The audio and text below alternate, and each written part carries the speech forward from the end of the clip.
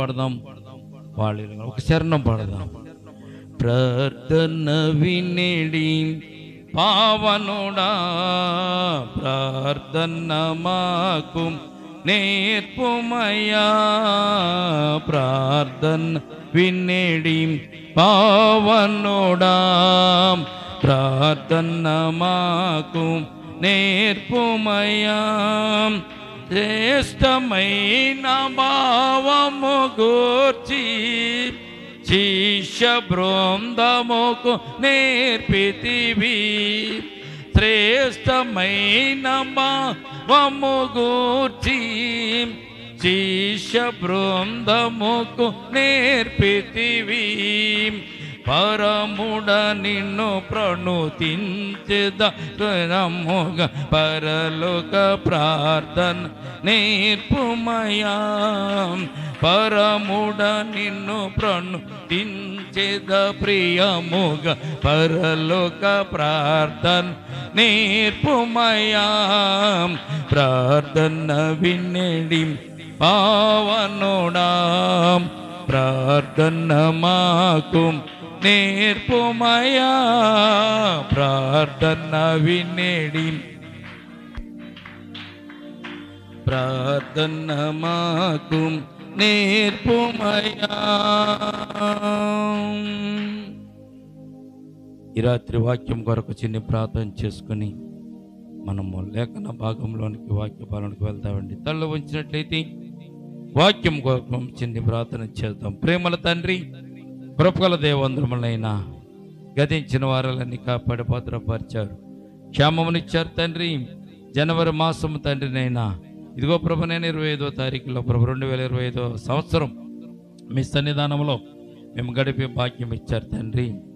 మీరు రక్షించిన వారు అనేక మంది ఉండగా తండ్రి, నీ సన్నిధానంలో మేము కొద్దివారుగా నీ సన్నిధానంలో మేము కూడుకోవడానికి ఏకీపించడానికి మాకు ఇచ్చిన శ్రేష్టమైన కృపను బట్టి వేలాది వందనాలు, స్తుతులు, స్తోత్రాలు. ఈ రాత్రి నేను ప్రభు నీ బిడ్డలమైన మాతో మాట్లాడండి. ఈ రాత్రి నీ బిడ్డలమైన అందరిని ప్రభు మీరు ఆదరించండి. మీ ఆత్మ చేత, మీ శక్తి చేత, మీ బలము చేత, నేను వాక్కు చేతనైనా మీ పరిశుద్ధ లేఖనం నుంచి కొద్ది విషయాలు మీరు నేర్చుకోవడానికి నైనా మీ కృప చూపించమని, సమస్తమునైనా నీ కృప చెప్పిన మేలు కార్యము జరిగించమని కూడి వచ్చిన బిడ్డలతో మీరు మాట్లాడు వినగల చెవులకు రంపగల హృదయం అంగీకరించే మనసు ఆనందించి ఆత్మను దయచేయండి. నిలబడిన దాసును మరుగుపరచండి. ఈ దాసుని ముఖాంతం వచ్చి మీరే మాట్లాడి ఈ రాత్రి బిడ్డల మనం అందరిని కూడా ప్రభు ఆదరించమని యేసయ్య నామమున అడిగి వేడుకొనుచున్నాము తండ్రి. ఆమేన్, ఆమేన్. ఈ సమయమందు లేఖన భాగం చదువుతామండి. యెషయా గ్రంథము 31వ అధ్యాయము 5వ వచనాన్ని ఈ సందర్భంలో మనము చదువుకొని మనము దేవుని యొక్క ఆశీస్సులు, ఆశీర్వాదాలు పొందుకుందాం. యెషయా గ్రంథము 31వ అధ్యాయము 5వ వచనాన్ని మనము చదువుతామండి.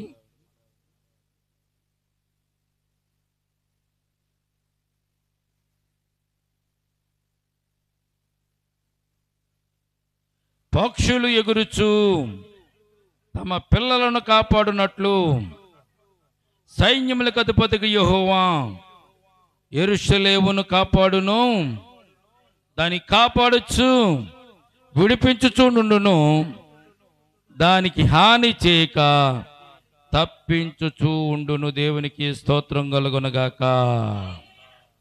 ప్రియమైన బిడ్డలారా, ఈ రాత్రి మనం దేవుని సన్నిధానంలో దేవుని లేఖనాన్ని బట్టి, దేవుని యొక్క వాక్యాన్ని బట్టి మనం ఈ రాత్రి కొద్ది విషయాలు మనం నేర్చుకుందాం. దేవుడు కాపాడుతాడు, దేవుడు మనలను కాపాడేవాడు.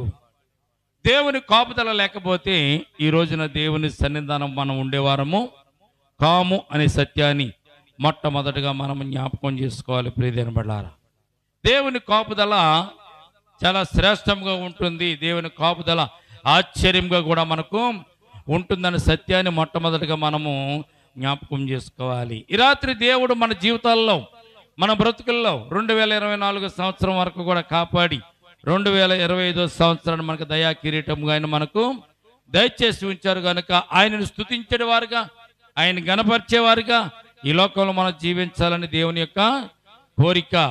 దేవుడు మనకి ఎందుకు నూతన సంవత్సరాన్ని ఇచ్చాడు, 2025 ఇచ్చాడు అంటే మొట్టమొదటిగా మనం జ్ఞాపకం చేసుకోవాలి. ప్రియమైన బిడ్డలారా, దేవుడు మనలను కాపాడతానని వాగ్దానం చేసి ఆయన కాపాడాలి కనుక ఆయన మనలను కాపాడేటటువంటి స్థితిలో మనము ఉండాలనే సత్యంతో ఆయన మనలను మరొక అవకాశాన్ని దేవుడు మనకి ఇచ్చాడు.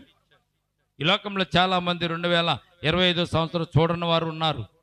కానీ దేవుడు మనకెందుకు ఈ 2025 సంవత్సరం ఇచ్చారంటే ఆయన యందు మనము భయభక్తులు కలిగి, వినయం కలిగి, విధేయత కలిగి, ఆయన స్తుతించడం వారుగా, ఆయన గణపరచడం వారుగా మనం ఉండాలనేటువంటి ఉద్దేశంతో దేవుడు మనలను ఈ 2025లో మనలను ఆయన నడిపించాడు. 24ను దాటించి 25లోకి ఆయన మనలను నడిపించాడు. ప్రియమైన బిడ్డలారా, ఈ నడిపించిన విధానం బట్టి మనం చాలా సంతోషంతో, ఆనందంతో ఈ లోకంలో మనము తిరుగుతున్నాం. కానీ దేవుడు చూపించిన కృపను, కాపుదలను, ఆశీర్వాదాలను మనం ఏం చేస్తున్నాం అంటే చాలా సులకనగా మనం చూస్తున్నాం, తేలికగా చూస్తున్నాం.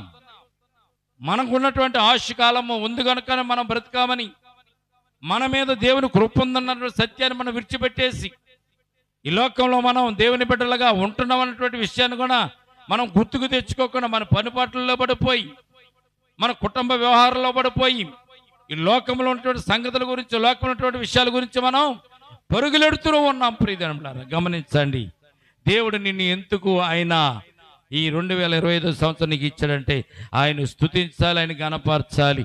మరొక విషయం ఏంటంటే ఆయన నిన్ను కాపాడుతానని వాగ్దానం ఇచ్చాడు కనుక, కాపాడుతున్నాడు కనుక ప్రియజనులారా, దేవుని యందు మనము విధేయత కలిగి, భక్తి కలిగి, భయం కలిగి మనము ఈ లోకంలో జీవించాలని పరిశుద్ధ గ్రంథం మనకు తెలియచేయబడుతుంది. కనుక దేవుని కాపుదల ఎలాగుంటుందో చిన్న ఉదాహరణ ఇక్కడ యెషయా ప్రవక్త రాసినటువంటి 31వ అధ్యాయము 5వ వచనంలో మనము ఇక్కడ మనం చూడగలుగుతున్నాం. ఎలాగుందంట?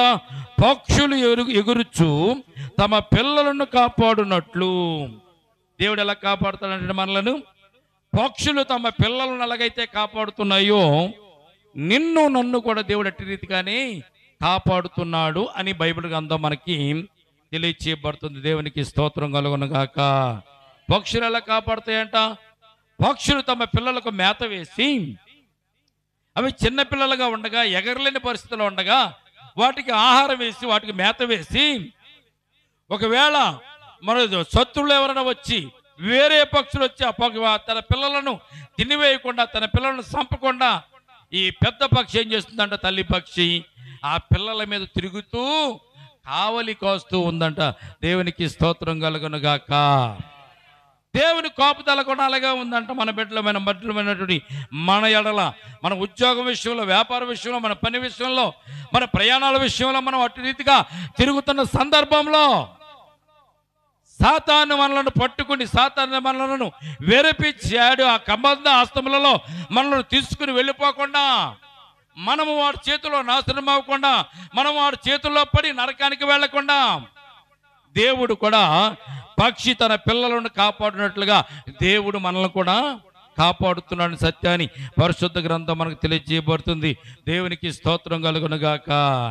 ఇశ్రాయేలు జనాంగాన్ని దేవుడు అలాగే కాపాడాడు. సముద్ర మార్గంలో వారు నడుస్తుండగా, సముద్రం నడుస్తుండగా అరికాలికి తడి తగలకుండా దేవుడు వారిని కాపాడాడు. అరికాలికి తడి తగలకుండా సముద్రపు మధ్యలో నడుస్తున్నప్పుడు ఎంతో కొంత వారికి కాలికి తడి తగులుతుంది, కాలికి శ్రమ తగులుతుంది. కానీ దేవుడు వారిని నడిపించే విషయంలో, వారిని సముద్ర మార్గంలో నడిపించే విషయంలో దేవుని కాపుదల మనం గనక జ్ఞాపకం చేసుకుంటే అరికాలికి తడి కూడా వారికి తగలలేదంట. ప్రియమైన బిడ్డలారా, అరణ్య మార్గంలో నడిపిస్తున్నప్పుడు ఎండ దెబ్బ వారికి తగలలేదంట, వెన్నెల దెబ్బ కూడా వారికి తగలలేదు. ఎండ దెబ్బ అంటే మనకు తెలుసు. ఎండ దెబ్బకు ఎండలో మనం ప్రయాణం చేస్తున్నప్పుడు మన ముఖం అంతా నల్లబడిపోవచ్చు, మాసిపోవచ్చు, మాడిపోవచ్చు, ఎండ వేడిమికి మనం కందిపోవచ్చు. ఎండ దెబ్బ తగలకుండా దేవుడు కాపాడన్నది చాలా మనకి అర్థమయ్యే విషయం. వెన్నెల దెబ్బ తగలకుండా దేవుడు ఎలా కాపాడుతాడు? మీరు మంచులో తిరుగుతున్నప్పుడు, వెన్నెలలో తిరుగుతున్నప్పుడు ఆ మంచు తల మీద పడినప్పుడు మనకి అనేకమైన అనారోగ్యాలు వస్తూ ఉంటాయి. చూడండి, ఎండాకాలంలో వచ్చే రోగాల కంటే శీతాకాలంలోను చలికాలంలో వచ్చే రోగాలు చాలా ఎక్కువగా ఉంటాయి, ఇన్ఫెక్షన్లు ఎక్కువ వస్తూ ఉంటాయి. కానీ ప్రియమైన బిడ్డలారా, దేవుడు ఇశ్రాయేలు జనాంగాన్ని ఎలా కాపాడాడంటే ఎండకు ఆయన మేఘ స్తంభంలో ఉండి, రాత్రులు అగ్ని స్తంభంలో ఉండి వారికి ఎండ దెబ్బ అయినను వెన్నెల దెబ్బ అయినను తగలకుండా దేవుడు వారిని కాపాడినట్లుగా పరిశుద్ధ గ్రంథంలో మనం చూడగలుగుతున్నాం. దేవునికి స్తోత్రం కలుగును గాక. దేవునికి ఒక మాట తెలియజేస్తుందండి. ఆది కాండం మనం చదువుకున్నప్పుడు మనం చూస్తాం. ఏంటంటే నిర్గమ కాండంలో మనం కూడా చూస్తాం. ఎందుకంటే వారు నడవడానికి కలిగినటువంటి ప్రయాసంతటి కూడా వారు చెప్పులు అరగలేదంట, బట్టలు పాతగిలలేదని నిర్గమ కాండంలో మనం చదువుకుంటాం. ప్రియమైన బిడ్డలారా, చెప్పులు అరిగిపోలేదంట. మనమైతే దాదాపు 3 నెలలకోసారి చెప్పుల జత మనము మారుస్తాం. 3 నెలలకోసారి చెప్పుల జత మారుస్తాం. ప్రతి వారం కూడా బట్టలు ఉతుకుతాం. వేరే బట్టలు మనం వేసుకుంటూ ఉంటాం. మన బట్టలు మురికిగా తయారవుతూ ఉంటాయి. ఒకవేళ వారం అంతా మనం బట్టలు వేసుకుని తిరుగుతున్నాం అనుకోండి, ఎక్కడికి వెళ్ళినా కానీ మనము మన పక్కన ఎవరన్నా మన ఫ్రెండ్స్ కానీ స్నేహితులు కానీ పక్కన కూర్చుంటే మనకేం కలుగుతుందండి? వారికి మన నుంచి దుర్గంధం వస్తుంది, చెమట వాసన వస్తుంది. ఆ దుర్గంధమో చెమట వాసన వచ్చినప్పుడు బట్టలు కూడా పాడవుతూ ఉంటాయి. ఈ చెమటకు బట్టలు పీల్చుకుని బట్టలంతా పాడవుతూ ఉంటాయి. బైబిల్లో ఒక మెసేజ్ రాయబడింది, వారి బట్టలు పాతగిలలేదు, వారి చెప్పులు అరిగిపోలేదు. దేవునికి స్తోత్రం కలుగునుగాక. దేవుని కాపుదల ఎన్ని రోజులండి? ఎన్ని రోజులు, ఎన్ని నెలలు, ఎన్ని సంవత్సరాలు?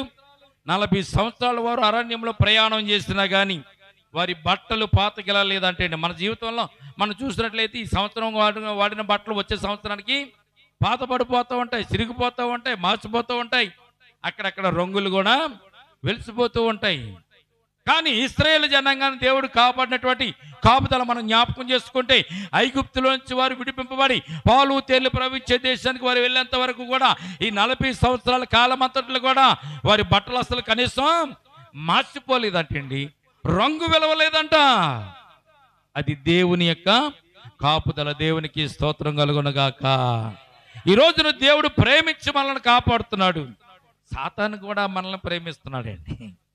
దేవుని ప్రేమ గొప్పదా, సాతాను గారి ప్రేమ గొప్పదా అంటే, నువ్వు ఎవరు ప్రేమలో ఉన్నావో చూసి ఆ ప్రేమను నువ్వు గొప్పదని అనుకోవాలి. సాతాను గారి ప్రేమ ఏంటో తెలుసండి, ఎల్లప్పుడూ నిన్ను నరకానికి తీసుకుని వెళ్ళాలని వాడు కోరుకుంటూ ఉంటాడు.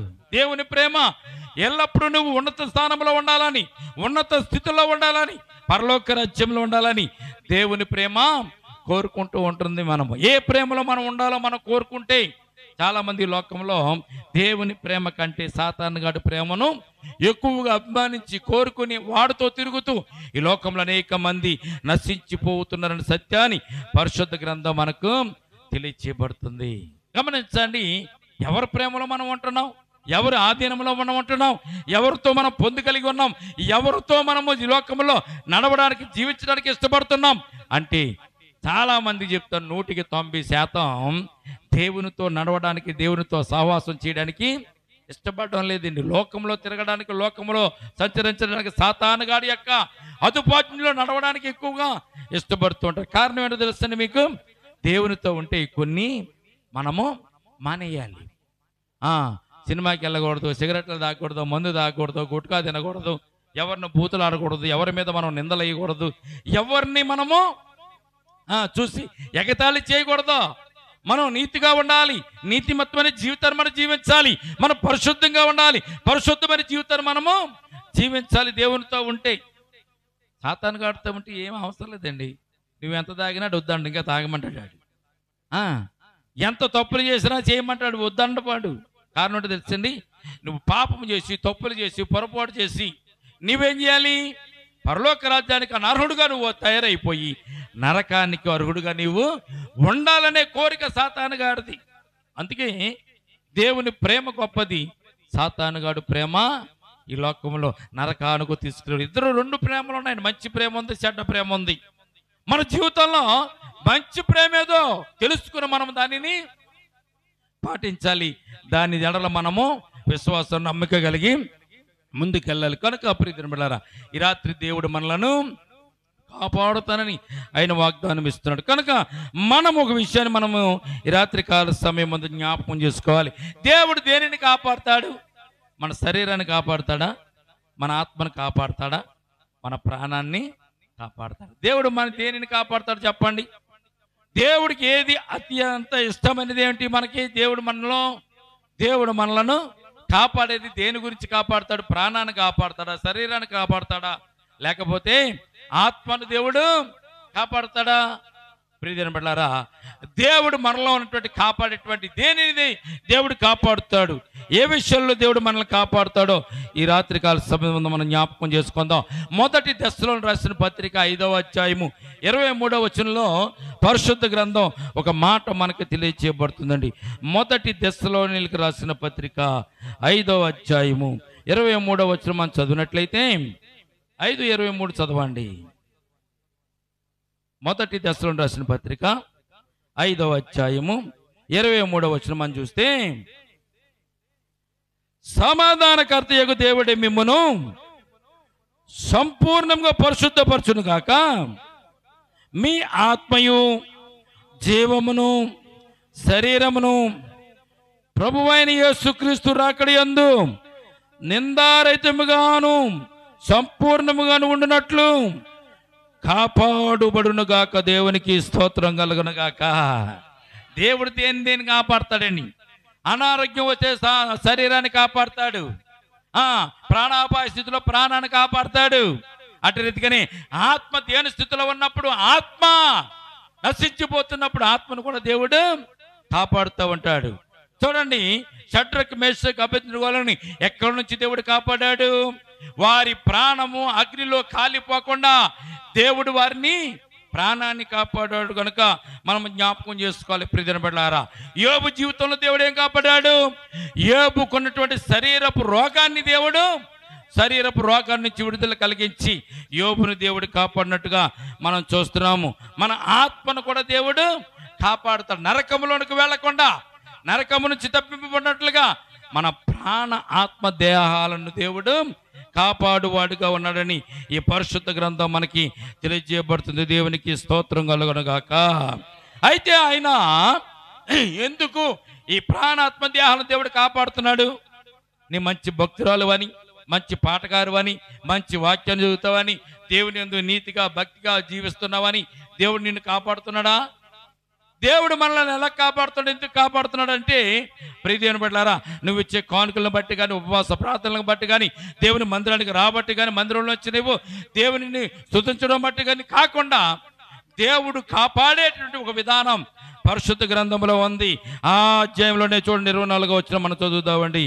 24వ వచనం చూడండి, కాపాడుతాడు ఆయన. ఎలా కాపాడుతాడు చూడండి ఒకసారి. మిమ్మును పిలిచేవాడు నమ్మకమైన వాడు కనుక ఆయన అలాగొచ్చేను. దేవునికి స్తోత్రం కలుగును గాక. నీ భక్తిని బట్టి, నీ విశ్వాసాన్ని బట్టి, నీ ప్రార్థన విషయాన్ని బట్టి కాదు కానీ, నువ్వు ఇచ్చే కానుకలు బట్టి కాదు కానీ, ఆయన నమ్మకమైన వాడు. ఎవరండి నమ్మకమైన వాడు? దేవుడు నమ్మకమైన వాడు. నిన్ను పిలిచిన వాడు నమ్మకమైన వాడు. నిన్ను ఏర్పాటు చేసుకున్నవాడు నమ్మకమైన వాడు. ఆయన నమ్మకత్వాన్ని బట్టి దేవుడు నిన్ను కాపాడేవాడుగా ఉన్నాడు. దేవునికి స్తోత్రం కలుగునుగాక. మనమేమంటామంటే, నేను చాలా భక్తిగా ఉంటానండి, చాలా విధేయతగా ఉంటానండి, ఏ పొరపాటు చేయండి, ఏ అబద్ధం ఆడండి, ఏ మోసం చేయనండి. దేవుడు అంటే నాకు చాలా ఇష్టం, మందిరం అంటే చాలా ఇష్టం, శనివారం ప్రార్థన గుడి కంటే బాగా ఇష్టం, ఆదివారం ఆరాధన అంటే ఇంకా ఇష్టం, అందుకే దేవుడు నన్ను కాపాడుతున్నాడని మనం అనుకుంటాం. ఇవన్నీ సర్వసాధారణ మనం జరిగించేవే. ఇందులో ఒకవేళ ఒక వారం రాకపోయినా, దేవునికి ప్రార్థన చేయకపోయినా, దేవుని యందు విశ్వాసం ఉంచకపోయినా, దేవుని యందు భయభక్తులు కలిగి జీవించకపోయినా, దేవుడు నీ ఎడల కాపుదల దయచేస్తున్నాడు. ఎందుకు దయచేస్తున్నాడంట? ఆయన నమ్మకమైన వాడు గనుక. దేవునికి స్తోత్రం కలుగునుగాక. మనము నమ్మకమైన వారము కానప్పటికీ ఆయన నమ్మకమైన వాడు కనుక, ఆయన యథార్థవంతుడు కనుక, నీతిమంతుడు కనుక, మాట ఇచ్చి తప్పువాడు కాదు కనుక, ఆయన నమ్మకత్వాన్ని బట్టి దేవుడు మనలను కాపాడుతున్న సత్యాన్ని పరిశుద్ధ గ్రంథం మనకు తెలియజేయబడుతుంది. 2వ దశలోని రాసిన పత్రిక 3వ అధ్యాయం 3వ వచనం కూడా ఒక మాటను మనం చూసినట్లయితే, 2వ దశలోని రాసిన పత్రిక 3వ అధ్యాయము 3వ వచనం చూడండి ఒకసారి. అయితే ప్రభు నమ్మదగిన వాడు, ఆయన మిమ్మల్ని స్థిరపరిచి దుష్టత్వము నుంచి మిమ్మల్ని కాపాడు. దేవునికి స్తోత్రం కలుగునుగాక. దుష్టత్వం నుంచి, దుష్టుల నుంచి, దుర్మార్గుల నుంచి. సాతాను గాడు ఎంత దుర్మార్గుడు అంటే, అది మహా దుర్మార్గుడు అనమాట, చాలా దుష్టుడు అనమాట. అది దుష్టత్వం ఎలా ఉంటుందో తెలుసండి, చాలా సులువుగా సునాయాసంగా మనలను పాపములో పడేసేవాడుగా వాడు ఉంటాడు. అవ్వమ్మతో చెప్పిన మాట ఏం చెప్పాడు సాతాను గాడు? ఎంత సులువుగా చెప్పాడు. ఈ తోట మధ్యలో పళ్ళేమైనా తినొద్దన్నాడా దేవుడు మిమ్మల్ని అన్నాడు. అంటే ఆడికి ఏం తెలుసు తినొద్దన్నాడు సంగతి? ఆడు కూడా వింటా ఉంటాడు కనుక అవ్వమ్మ వెంటనే చెప్పేసింది, అన్ని పండ్లు తినొద్దు, తోట మధ్యలో మంచి చెడ్డ తెలియనొచ్చు వృక్షఫలం తినొద్దు అన్నాడు. ఏం పర్లే, తింటే ఏమవదులే అంటే. సాతాను గారికి ఇద్దరు కుమార్తెలు ఉన్నారంట. సాతాను గారికి ఇద్దరు కుమార్తెలు ఉన్నారంట. మొదటి దాని పేరంట పర్వాలేదులే, ఏం పర్వాలేదు, శనివారం ప్రార్థనకి వెళ్ళకపోయినా పర్లేదు, ఆదివారం వెళ్తున్నావు కదా, ఆదివారం వెళ్ళకపోయినా పర్లేదులే, శనివారం వెళ్తున్నావు కదా, ఒక్క వారం మానేస్తే పర్లేదులే, తర్వాత నీవు వెళ్ళొచ్చు కదా, పర్వాలేదులే అనేటువంటి మాట మనకు చాలా ఇష్టం. ప్రియదేవులారా, నేను తినాలని తిన్నాను ఏంటండి? కాదు, ఏదో వెళ్ళాను అక్కడికి, వాళ్ళు పెట్టారు, బలవంతం చేశారు, తిన్నాను, పర్వాలేదులే, నేను తిన్నానులే అనుకుంటూ ఉంటారు. పర్వాలేదులనేటువంటి మాట మన కొంపలను ముంచేస్తుంది. ప్రియదేవులారా, రెండో కుమార్తె పేరు ఏంటంటే రేపు చేద్దామని అంటారు. ఎంత మంచి విషయమైనా కానీ రేపు చూద్దాం, అయినా ఈరోజే రక్షణ పొందుకో, ఈరోజే మారు మనసు పొందుకో, ఈరోజే నువ్వు రక్షణ పొంది, ఇదే సుదినము, ఈరోజే నువ్వు రక్షణ పొందుకుని పరలోక రాజ్యం టికెట్ సంపాదించుకుంటే ఏం పర్లేదు, రేపు ఉంది కదా, ఏమంటదండి, రేపు ఉంది కదా అంటే రేపు ఇస్తాను అన్నారు అనుకోండి, మనకి ఎవరన్నానో ఆ మాట మనము నమ్మవసరం లేదు. కారణం ఏంటంటే ఆ రేపు అనేది సాతాను గాడి యొక్క రెండవ కూతురు పేరు అన్నమాట. పర్వాలేదు అనేది సాతాను గాడి యొక్క మొదటి కూతురు పేరు. చూడండి, ఎక్కడికి వెళ్ళినా కానీ అమ్మ చేతిలోంచి కింద పడిపోయిందమ్మా, పడిపోయింది, పగిలిపోయిందమ్మా అంటే పర్వాలేదులే అన్నదా? మనసులో కోపం పెట్టుకుంది, మనసులో కుళ్ళి పెట్టుకుంది, పైకి మాత్రం సాతాను గాడి యొక్క ప్రేమను చూపిస్తుందని అర్థం. పర్వాలేదు అన్నావంటే మనం ఏదైనా చేసేస్తాం అనమాట. అవ్వమ్మతాను ఏం పర్వాలేదు, తింటే ఏమైంది, తిని కోసుకుని చూడు, ముందు వాసన చూడు అంది సాతాను గాడు ఎవరితోనూ. అవ్వమ్మతో ఏమని చెప్పిందని ముందు, కాయ ఎంత రమ్యంగా ఉందో చూడండి, రమ్యమైనదిగాను, కంటికి చూడముచ్చటగాను, ఆహారమునకు అది మంచిదిగాను కనిపించింది. కనిపించిన తర్వాత ఒకసారి పట్టుకుంది, ఏమవలే, కోసింది, ఏమవలే, వాసన చూసింది, ఏమవలే, పర్వాలే అంది. తర్వాత అప్పుడు సాతాను గాడు ఏం పర్లేదు, కోసావుగా, ముట్టుకున్నావుగా, అలా ముట్టుకోకుండా ఉండవలసింది, ముట్టుకున్నావు, కోయకుండా ఉండవలసింది, కోసావు, కోసిన తర్వాత వాసన చూడకుండా ఉండవలసింది, వాసన చూసావు, ఇప్పుడు ఏం చేయాలి, కొరుకు, ఏమవుతుంది, రుచి ఎలాగుందో చూడు, తినొద్దు, కొరుకు అంతే. అవ్వమ్మ గారు అమ్మాయికి రాలి ఆ పండుని కొరికింది. కొరికిన తర్వాత నోటికి రుచి బాగా ఉంది. అప్పుడు అందంట, ఎలాగా కోసావు, ఎలాగా వాసన చూసావు, ఎలాగా కొరికావు కాబట్టి కొరికినా ఒకటే, వాసన చూసినా ఒకటే, కోసినా ఒకటే, ఎలాగా నువ్వు తప్పిపోయావు, పర్లేదు తినేసాయి అంది. అప్పుడు అవ్వమ్మ దాని పండును తిన్నదనమాట. ఎన్ని కార్యాలు చేసింది చూసారది. అది చాలా దుర్మార్గుడు, వాడు చాలా దుర్మార్గుడు, దుష్టుడు. వాడు మనుషులను, మానవులను పట్టి పీడించి నరకానికి తీసుకుని వెళ్ళడానికి వాడి దగ్గర అనేకమైన అస్త్రశస్త్రాలు వాడి దగ్గర ఉన్నట్టుగా పరిశుద్ధ గ్రంథంలో మనం చూడగలుగుతున్న. దేవునికి స్తోత్రం కలుగును గాక.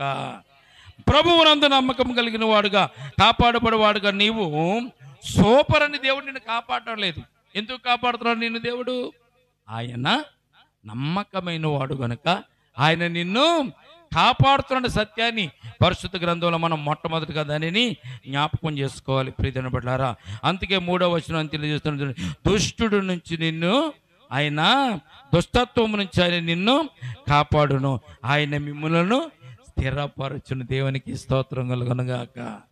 ఎంతవరకు మనం స్థిరపరుస్తాడంటే ఆయన పరలోక రాజ్యములో ఆయన ఎదుట మనం సంపూర్ణులుగా ఉండి నిలబడేంత వరకు కూడా ఆయన మనలను ఈ లోకములో స్థిరపరచడానికి, కాపాడడానికి ఆయన ఇష్టపడుతున్నట్టుగా పరిశుద్ధ గ్రంథంలో మనం చూస్తున్నాం. అయితే ప్రియ 121 కీర్తన 7వ వచనంలో ఒక మాట ఉంటుంది, ఏమన్నా తెలుస్తుందా? నీ రాకపోకలు యందు యెహోవా నిన్ను కాపాడును గాక అని ఉంటుంది. దేవునికి స్తోత్రం కలుగును గాక.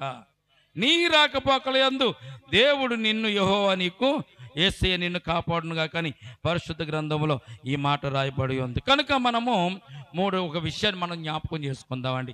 ఈ రాత్రి కాల సమయం అందు మనము ఏ విషయంలో మనం పడిపోతున్నాం, ఏ విషయంలో మనం తొట్టుడు పడుతున్నాం, ఏ విషయంలో సాతానికి మనము దొరికిపోతున్నాం అన్నది ఒక్కసారి మనం జ్ఞాపకం చేసుకుంటే ప్రియదినబడ్డారా, మొట్టమొదటిది పరిశుద్ధత విషయంలో మనము తప్పిపోతున్నాము అని బైబిల్ గ్రంథం మనకు తెలియజేపు. దేవుడు ఎలా కాపాడుతాడు మనల్ని? పరిశుద్ధతలో నుంచి మనం తప్పిపోతున్నప్పుడు ఆయన పరిశుద్ధత నుంచి మనలను అపరిశుద్ధత నుంచి కాపాడుతాడు. మనల్ని పరిశుద్ధుడిగా అయినా తీర్చిదిద్దడానికి అయినా ఇష్టపడుతున్నాడు. చూడండి, శోధన మనకి రాలేదంటే మనం జ్ఞాపకం పెట్టుకోవాల్సింది ఏంటో తెలుసండి, నీవు దేవునిలో భక్తి జీవితం కలిగి నీవు లేవని నువ్వు వెంటనే జ్ఞాపకం చేసుకోవాలి. నీకు శోధన వచ్చిందంటే నువ్వు భక్తిగా ఉన్నట్టే లెక్క, నువ్వు విశ్వాస జీవితంలో ఉన్నట్టే లెక్క, నువ్వు దేవునికి దగ్గరగా ఉన్నట్టే లెక్క. అదేంటండి, శోధనలు వస్తే దేవునికి దగ్గరగా ఉన్నట్టు ఎలాగవుతుంది? అవును, పరీక్షలు వచ్చినాయి అంటే ఆ పిల్లవాడి యొక్క స్థితిగతులను మెరుగుపరచడానికి, ఆ పిల్లవాడు ఎలాగ చదువుతున్నాడు, ఎలాగా ఇంటి దగ్గరికి వెళ్ళిన తర్వాత హోంవర్క్ చేస్తున్నాడు, ఈ సంవత్సరం అంతా చదివాడు కనుక ఈ సంవత్సరం అంతట్లో అతనికి పరీక్ష పెడితే ఎన్ని మార్కులు వస్తాయో చూడడానికి స్కూల్లో మాస్టర్లు పరీక్షలు పెడుతూ ఉంటారు. ప్రజనబడారు.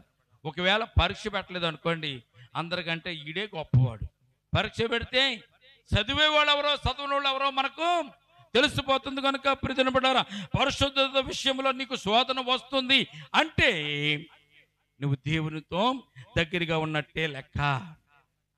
ఒకవేళ నీకు శోధన రాలేదు, నువ్వు సంవత్సరం అంతా బాగా ఉన్నావు, నెలంతా బాగా ఉన్నావు, వారం అంతా బాగా, నీకు శోధనలు రావడం లేదు, అప్పుడు నువ్వేమన్నా తెలుసా, ప్రభువా ఏంటి నాకు శోధన రావడం లేదు, నాకు పరీక్ష పెట్టినైనా ఆ పరీక్షలో నేను గెలవాలి, 100కు 100 మార్కులు తెచ్చుకోవాలి, నీ భక్తి ఏంటో నా విశ్వాసం ఏంటో నా భక్తి ఏంటో నీ ఎదుట నేను చూపించుకోవాలి, ప్రభువా నాకు శోధన రప్పించు అనాలి. శోధన రాకుండా తప్పించమని ప్రార్థన చేసే వాళ్ళు ఎవరు చెబుతారో తెలుసండి, నాయన పరీక్షలు రాకుండా నన్ను ఈ సంవత్సరం గొట్టెక్కించు అనేటువంటి స్కూలు కుర్రవాడు ప్రార్థన చేసే ప్రార్థన కింద అది ఉంటున్నట్టుగా మీరు జ్ఞాపకం చేసుకోవాలి.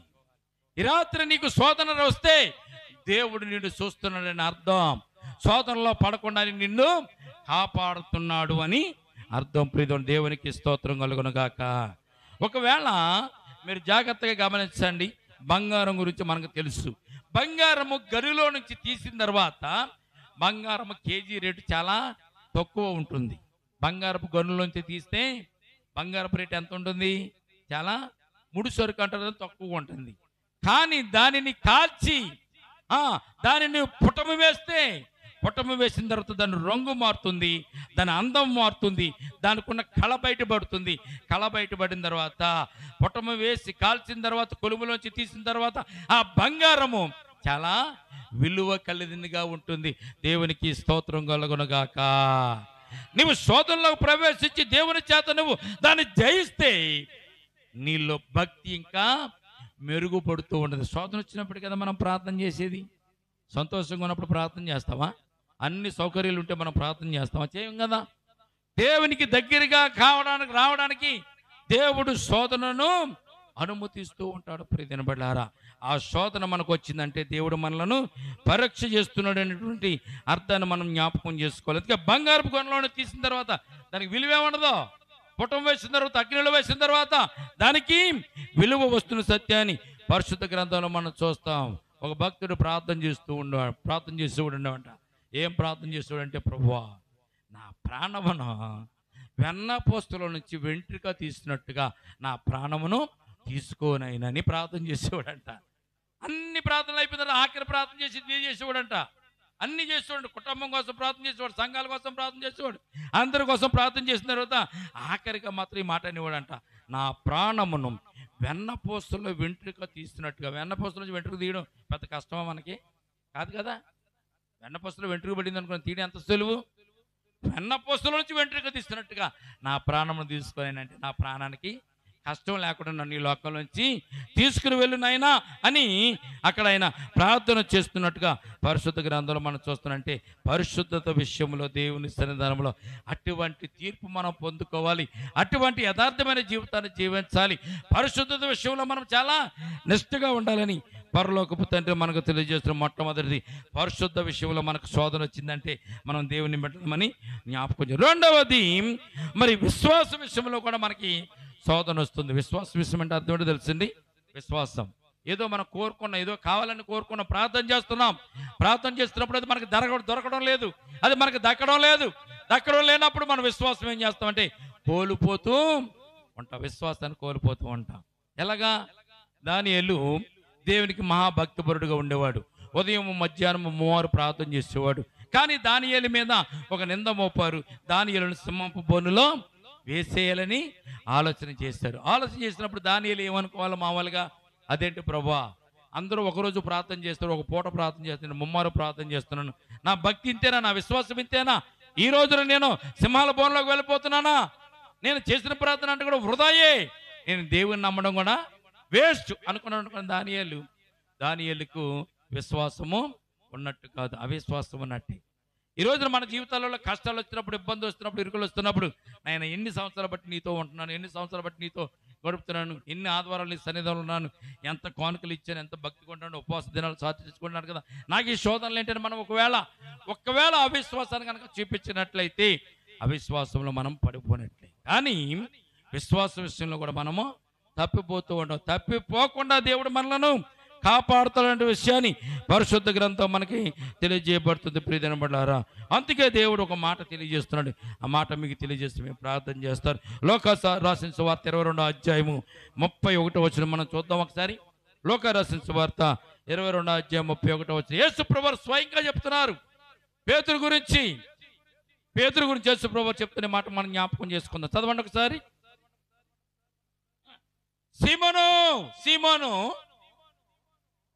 ఇదిగో సాతాను మిమ్మల్ని పట్టి గోధుమల వలె జల్లించుటకు మిమ్మలను కోరుకునేను గాని మీ నమ్మిక, మీ విశ్వాసము తప్పిపోకుండానట్లు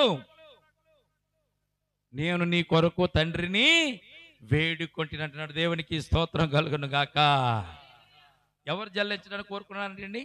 సాతానుడు గోధుమల వల్లే జల్లించడానికి కోరుకున్నాడంట. జల్లించడం అనే విషయం చాలా నాకు ఆశ్చర్యం అనిపిస్తుంది. ప్రియమైన బిడ్డలారా, జల్లించడం ఏంటి? మనుషులను బట్టి జల్లించడం ఏంటి? సాతాను గాడు జల్లించడం ఏంటి? ఆ జల్లెడి ఏంటి అనుకున్నవాడిది వరకు నేను. ఆ జల్లెడి అవిశ్వాసం అనేటువంటి జల్లిడి, అపనమ్మిక అనేటువంటి జల్లిడి. ఆ జల్లుల్లో మనలందరినీ వేసేస్తాడంటండి. మనలందరినీ వేసి రైస్ మిల్లో బియ్యాన్ని అలాగే రాళ్లను వేరు చేయడానికి ఒక జల్లుడు ఉంటుంది. చూసారో లేదో మీరు ఎప్పుడన్నా? రైస్ మిల్ దాకా వెళ్ళక్కర్లేదండి, మన చేతిలో చాట ఉంటుంది కదా. ఇదివరకు పూర్వకాలం చాటలు ఉండి ఆ చాటలో బియ్యంలో ఏమైనా రాళ్ళు ఉంటే ఆ రాళ్ళని ఏం చేస్తుందండి? ఆ చాట చెరుగుతున్నప్పుడు బియ్యము ఎదరుకొచ్చి రాళ్ళు వెనకాల మిగిలిపోయి. ఇది పూర్వకాలం పాతలో మరి పెద్దలైన వారికి తెలుస్తుంది, తల్లులైన వారికి తెలుస్తుంది. ఈ రోజున చాట అంటే తెలవదు, చెరగడం అంటే తెలవదు, బియ్యంలో రాళ్ళు అంటే తెలియదు, బియ్యంలో ఒడ్లు అంటే తెలియదు. అంత హైటెక్ జీవితాలు అయిపోయినాయి. ఇంకా ఒక 10 సంవత్సరాలు పోయిన తర్వాత పిల్లలతోనూ చాట ఉందామంటే చాట ఎలా ఉంటుంది, ఎందుకు వాడతారు దాన్ని అడిగేవారు అనమాట. రోలు రోకలు అంటే చాలా మందికి తెలియదు, చాట అంటే చాలా మందికి తెలియదు. సాతానుగాడు జల్లెడుతో విశ్వాసులను జల్లిస్తాడంటే ఏంటి ఆ జల్లిడి? అవిశ్వాసం అనేటువంటి జల్లిడి. ఆడ ఏం చెప్తాడంట? ఆ జల్లుల్లో కూర్చోబెట్టి మళ్ళందరినీ, నువ్వు చాలా రోజులు బట్టి ప్రార్థన చేస్తున్నావు కదా, నీ ప్రార్థన నెరవేరలేదు కదా, ఇంకేం విశ్వాసం అయ్యా? ఏం దేవుడు ఇంకా నీ ప్రార్థన ఆలకించలేదు కదా, నీకు జరగవలసింది జరగలేదు కదా, జరిగిందా చెప్పు, నేను వదిలేస్తాను, లేదా నేను నిన్ను జల్లిస్తాను. అలాగా వాడు మనల్ని ఏం చేస్తాను? జల్లులో కూర్చోబెట్టి ఇది నిజమే అన్నాం అనుకోండి, ఆ జల్లులో నుంచి కిందకి మనం దిగిపోతామంట. అలా జల్లించడానికి కోరుకున్నాడంట. పేతురును కూడా సాతాను గాడు కోరుకున్నాడు. ఏమని కోరుకున్నాడు? యేసు అంటే నాకు ఎవరో తెలియదు అన్నాడంటే. నేను యేసుని ఇప్పుడు కూడా నేను చూడలేదా, ఆయన ఎవరో నాకు అసలు తెలియదు. ఒక చిన్నది వచ్చి చెప్పింది, నువ్వు యేసు ప్రభువుతో కూడా నువ్వు చాలాసార్లు నాకు కనిపించావంటే, లేదు అతను ఎవరో నాకు తెలియదు అన్నాడు. ముమ్మారు అనేసరికి ముమ్మారు అయిన తర్వాత కోడి పోసింది. ప్రభువు చెప్పాడు, పేతురు ఈ రాత్రి కోడి కూయక ముందే నేనెవరో తెలియనని నువ్వు బొంగుతావు అన్నాడు. కానీ దేవుడు ఏమని కోరుకున్నాడంట తండ్రితోను, ఆయన పేతురుని నువ్వు విడిపించు, సాతాను జల్లుల నుంచి జల్లేమో దిగిపోకుండా పేతురును కాపాడు అన్నాడు. కనుకనే అబద్ధమాడినాకనే వెంటనే పశ్చాత్తాపడ్డాడు. యేసు ప్రభువు వారి కళ్ళల్లో చూసి కన్నీళ్లు పెట్టుకొని ఎంతో దుఃఖించి ఎంతో ఏడ్చి పశ్చాత్తాపం పొంది క్షమించబడ్డాడు. కనపడలారా, సాతాను గారు జల్లేస్తానికి కోరుకుంటాడంట. అంటే ఆడ ప్రేమ అటువంటిది. ఈ జల్లులో ఎంతమంది దిగితే అంతమంది సాతాను గారి యొక్క సంతానమే. పైన మిగిలిపోయిన వాళ్ళందరూ కూడా దేవుని యొక్క సంతానం. దేవునికి స్తోత్రం కలుగునగాక. కనుక విశ్వాస విషయంలో మనము తప్పిపోతూ ఉంటాము. ఆ విశ్వాస విషయంలో తప్పిపోకుండా దేవుడు మనలను కాపాడుతాడంట. మనల్ని కాపాడువాడు కునుకడు నిద్రపోడు. ఇశ్రాయేలుని కాపాడువాడు కునుకడు నిద్రపోడు. మనల్ని కాపాడే దేవుడు కునికేవాడు కాదు, నిద్రపోయేవాడు కాదు. ఈ రాత్రి మనము దేవుని కాపుదలలో ఉండడానికి మనము ఇష్టపడతాం. సాతాను కూడా మన మీద ప్రేమ చూపిస్తూ ఉంటాడు. అనేకమైన మన ఎదురుగుండా చూపిస్తూ ఉంటాడు. ఎలా చూపిస్తారో తెలుసండి, మీరు ఒకవేళ సెల్ ఫోన్ లేదని చూడాలనుకుంటున్నారు కనుకోండి, మీరు చూడకూడని కూడా అందులోకి ఆటోమేటిక్గా వచ్చేస్తాయి. ఎలాగొచ్చేస్తున్నాయి? అది సాతాను గాడి యొక్క ప్రభావం. అది మనం చూడకూడదు ఎంత నిష్ఠగా ఉన్నా కానీ అవి మన ముందుకు వచ్చి మనకు ఎదురుపడి దారంట మనం వెళ్తూ ఉంటాం. సినిమా వాళ్ళ పోస్టులు గోడ మీద అంటించి ఉంటారు. మనం ఏం చూడకూడదు, చిచ్చి మనం అటు జోలికి వెళ్ళక మన దేవుని పెట్టడం, మన నమ్మకంగా వెళ్ళిపోవాలి, ముందుకు వెళ్ళిపోవాలి అని వెళ్ళిపోతూ ఉంటాం. కానీ రంగులుగా ఏదైనా కంటికి కనపడినప్పుడు తలకి టక్ మనం అటు ఆ గోడ మీద ఉన్న వాళ్ళ పోస్టులు మనం చూడడానికి ప్రయత్నం చేస్తాం. కళ్ళు చెవులు అన్నీ కూడా ఏం చేస్తారు, లోకం వైపుకే ఉంటున్నాయి కనుక. కానీ ఇటువంటి విషయం, పరిశుద్ధత విషయంలో మనం తప్పిపోకుండా దేవుడు మనల్ని కాపాడుతానంటున్నాడు. విశ్వాస విషయంలో కూడా తప్పిపోకుండా దేవుడు మనలను కాపాడుతున్నాడు. మన పాదములు తొట్టిల్లకుండా కాపాడుటకు ఆయన నమ్మకమైన వాడు కనుక, నమ్మకస్తుడు కనుక, మన విశ్వాసాన్ని బట్టి, మన భక్తిని బట్టి, మన విధేయతను బట్టి కాకుండా ఆయన నమ్మకమైన వాడు కనుక ఆ నమ్మకత్వాన్ని బట్టి నన్ను ఆయన కాపాడుతానని వాగ్దానం చేస్తాడు. రాత్రికాల సమయం ముందు దేవుని సన్నిధానంలో మనం ఉన్నాం కనుక దేవుడు మనల్ని కాపాడుతానని వాగ్దానం చేస్తున్నాడు కనుక ఆయన కాపుదల్లో ఉందాము. పరీక్షలను ఎదుర్కొందాం, పరీక్షలో జయం పొందుదాం, పరీక్షలో విజయం పొంది మంచి మార్కులతో మనం దేవుని సన్నిధానంలో పరలోక రాజ్యంలో ఉండడానికి మనము ఇష్టపడదాం. ఈ కొద్ది మాటలు దేవుడు దీవించి మనలను ఆశీర్వదించును గాక. నీతో ఉంటాడు, నీలో ఉంటాడు, నీ వెళ్ళి మార్గములో తోడైయుంటాడు, విడుదలనిస్తాడు,